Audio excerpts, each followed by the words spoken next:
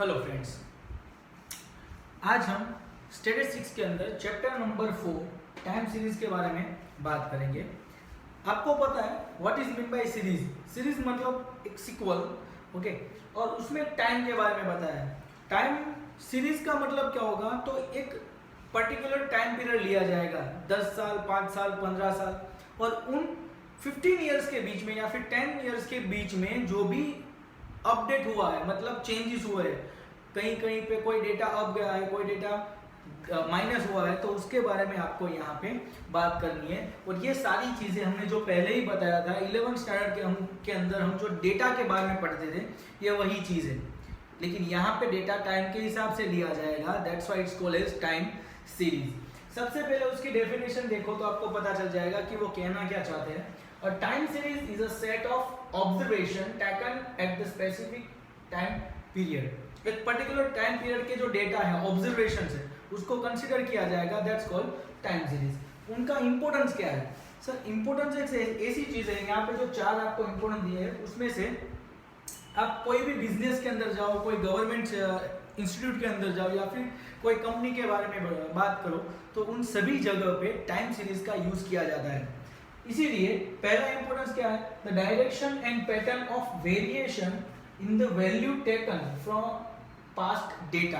Company के अंदर जो हम फ्यूचर के लिए कोई भी वैल्यू टेकन करते हैं, कंसीडर करते हैं या फिर अंडरस्टैंड करते हैं, तो वो ऑलवेज पास्ट के डेटा के बेस पे किया जाएगा। दूसरा इंपॉर्टेंस क्या है उसका, तो चेंज इन द फ्यूचर, जो फ्यूचर में जो चेंज होने वाला है उसका एस्टिमेट कहाँ से किया जाएगा, variation of the time series.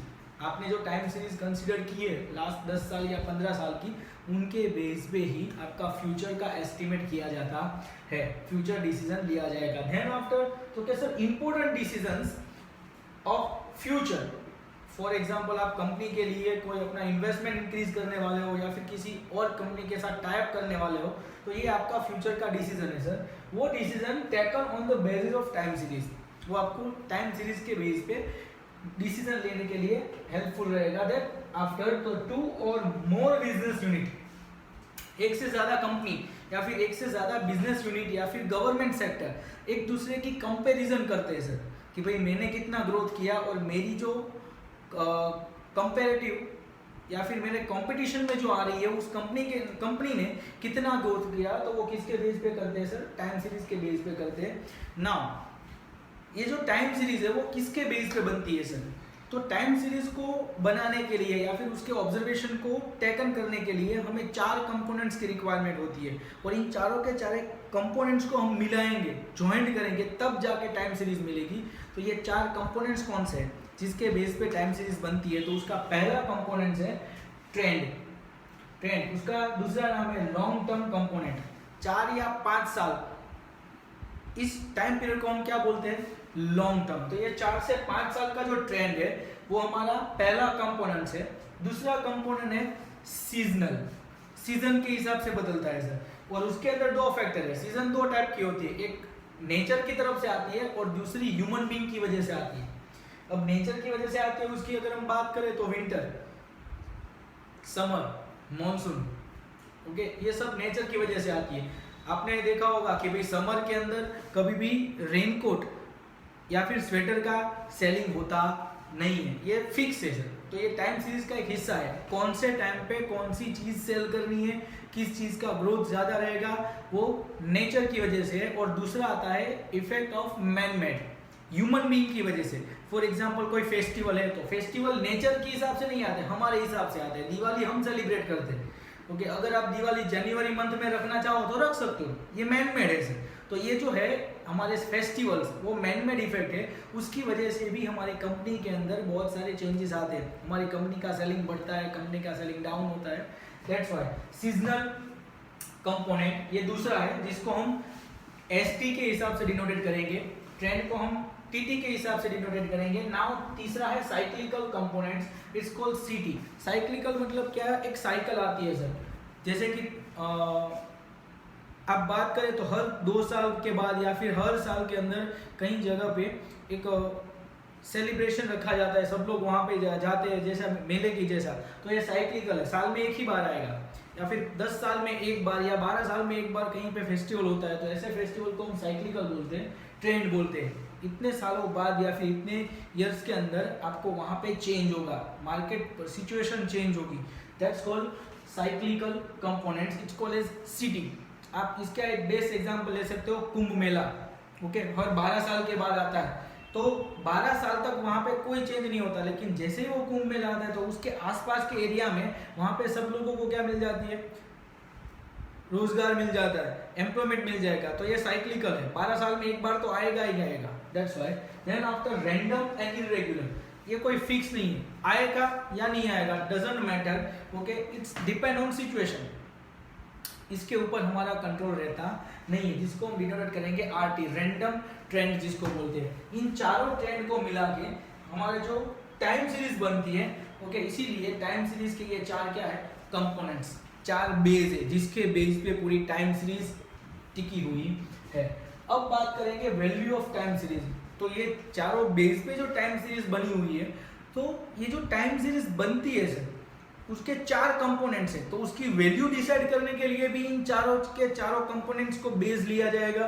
तो इसीलिए उसकी फॉर्मूला क्या बनती है सर, YT। YT का मतलब क्या होगा, तो क्या sir, it's also called as additional model, जिसको हम बोलेंगे time series, value of time series बोलेंगे। तो YT is equal to TT plus ST plus CT plus RT, ये सब क्या है सर, तो क्या कंपोनेंट्स है, किसके, टाइम सीरीज के, trend, seasonal trend, cyclical components वाला एंड रैंडम कंपोनेंट्स। तो ये चारों के चारों कंपोनेंट्स को मिला के उनका जब आप प्लस करोगे तो आपको क्या मिल जाएगा, YT मिल गया। After that model of determining the trend. अब आप बोलोगे सर ट्रेंड फाइंड आउट करने के लिए कितनी टाइप की मेथड है, ओके, तो ट्रेंड डिटरमाइन करने के लिए 3 मेथड कंसीडर की जाती है। पहली आती है ग्राफिकल मेथड, दूसरी आती है method of least square method, and तीसरी आती है method of moving average.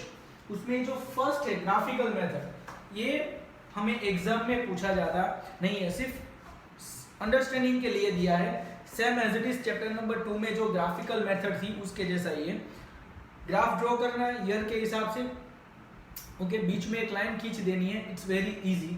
After that दूसरी मेथड जो है, it's a least square method. Least square method जो है वो हमारे लिए इंपॉर्टेंट है, क्योंकि इसमें से ही एग्जाम के अंदर हमें क्वेश्चन आता है 5 मार्क्स का। कौन सी मेथड का क्वेश्चन पूछा जाएगा, मेथड ऑफ लीस्ट स्क्वायर के अंदर से।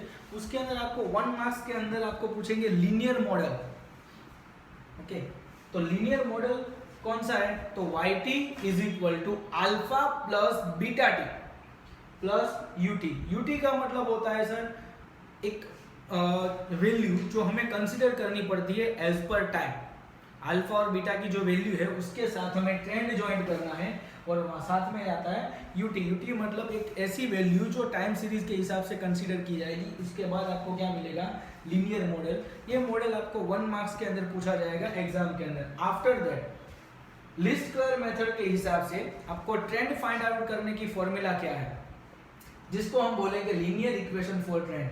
क्या बोलेंगे, लीनियर इक्वेशन फॉर ट्रेंड। हमने चैप्टर नंबर 3 में देखा था, सिर्फ लीनियर इक्वेशन था, लेकिन जब उसके पीछे लगा दिया जाए फॉर ट्रेंड तब बनता है y कैप, ओके, तब क्या बनेगा, y कैप बनेगा। यहाँ पे आएगा y कैप t, ओके, तो आपको इजीली समझ में आ जाएगा लीनियर इक्वेशन फॉर ट्रेंड। तो सबसे पहले फॉर्मूला में देखें, b फाइंड आउट करने की फॉर्मूला क्या आती है, तो sir n sigma ty। t का मतलब जो यहाँ पे हम कंसिडर करते हैं trend, okay, n sigma ty minus sigma t sigma y divided by n sigma t square minus sigma t whole square. ये हमारा b की वैल्यू थी। आफ्टर दैट a क्या मिलेगा, y बार माइनस bt बार। यहाँ पे हम x कंसिडर करते थे, x बार। कहाँ पे, सिर्फ लीनियर इक्वेशन फाइंड आउट करते हैं तो यहाँ पे x वैल्यू कंसिडर की जाएगी, लेकिन जब ट्रेंड की बात आती है that's called as for trend, यहाँ पे हम y की जगह x की जगह पे क्या कंसीडर करेंगे, t कंसीडर करेंगे। That's y bar minus bt bar. And after that find out the linear equation for trend, that's called y cap t is equal to a plus bt। b और यहाँ पे tree का मतलब होता है trend. Now तीसरी जो method है जो हमारा ट्रेंड फाइंड आउट करने की जो third method, that's called moving average. Moving average मतलब क्या, तो कि सर आप कितने साल के लिए ट्रेंड फाइंड आउट कर रहे हो, 3 साल, 4 साल, 5 साल, ओके। हमें यहाँ पे सिर्फ 5 साल तक की दिया है, 3, 4 और 5, इन 3 ईयर्स के लिए ही हम सिर्फ मूविंग एवरेज फाइंड आउट करेंगे चैप्टर नंबर 4 के अंदर। तो सर फॉर एग्जांपल 3 ईयर्स की आपको मूविंग एवरेज फाइंड आउट करने के लिए बोला, तो आपको क्या करना है, तो क्या सर 3 साल का ट्रेंड लेना है, कोई भी 3 साल का क्या लेना है, ट्रेंड लेना है, और उसकी एवरेज कंसीडर कर लो। क्या कंसीडर कर लो, एवरेज। तो आपको क्या मिल जाएगा, मूविंग एवरेज। अगर आपको इसकी जगह पे 4 बोला जाए तो यहाँ पे क्या कंसीडर करो, y1 plus y2 plus y3 plus y4 divide by 4। अगर 5 बोलते हैं तो डिवाइड बाई 5। तो इस तरीके से आप मूविंग एवरेज फाइंड आउट कर सकते हो फॉर द ट्रेंड। तो ये हमारी बेसिक इंफॉर्मेशन थी अबाउट चैप्टर नंबर 4। उनके फॉर्मूलाज भी बताए और उसके डेफिनेशन के बारे में और इंपॉर्टेंस के बारे में हमें यहाँ पे इस लेक्चर के अंदर बात की।